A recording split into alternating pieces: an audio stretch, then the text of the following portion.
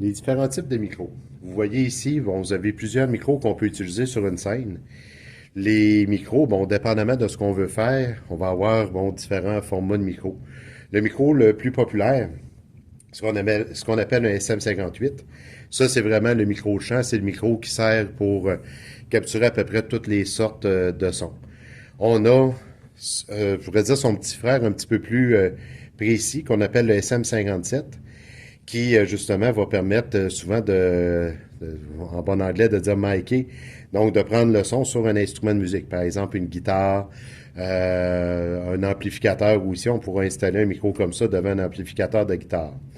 Vous avez après ça le micro à condensateur que vous avez ici, qui lui souvent va être utilisé lorsqu'on enregistre dans un studio.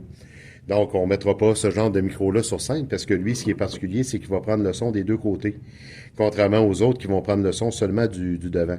Parce qu'à l'intérieur du micro, si on prend justement un petit micro comme ça ici, il y a ce qu'on appelle la capsule. Donc, la capsule se retrouve ici.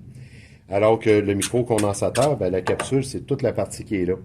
Fait que c'est là que ça va être très précis pour enregistrer la voix, par exemple, dans un studio, mais sur scène, ça sert absolument à rien.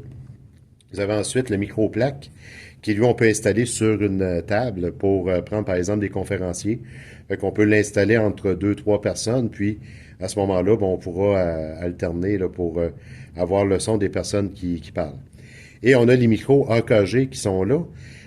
C'est des micros qui sont utilisés souvent pour micer, par exemple, une batterie, micer une chorale. Donc, c'est des micros qui sont très précis et qui vont capter un son relativement proche. Donc, si, par exemple, on le met pour une chorale, on va le mettre juste au-dessus de la tête des gens pour s'assurer de prendre seulement leur voix.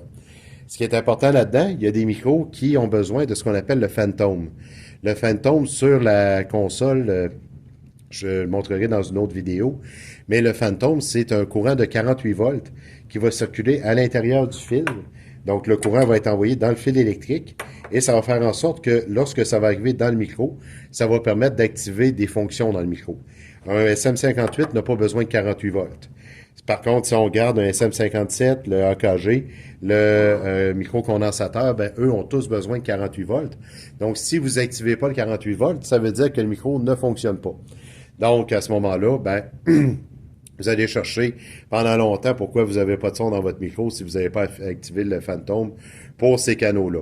Faire attention parce que, comme là, un SM58, c'est pas sensible à ça, mais des fois, certains micros plus précis qui n'auraient pas besoin de 48 volts et qu'on leur fournirait, ben à ce moment-là, on pourrait tout simplement brûler le micro ou brûler l'appareil qui n'est pas nécessairement habitué à recevoir ce courant électrique-là.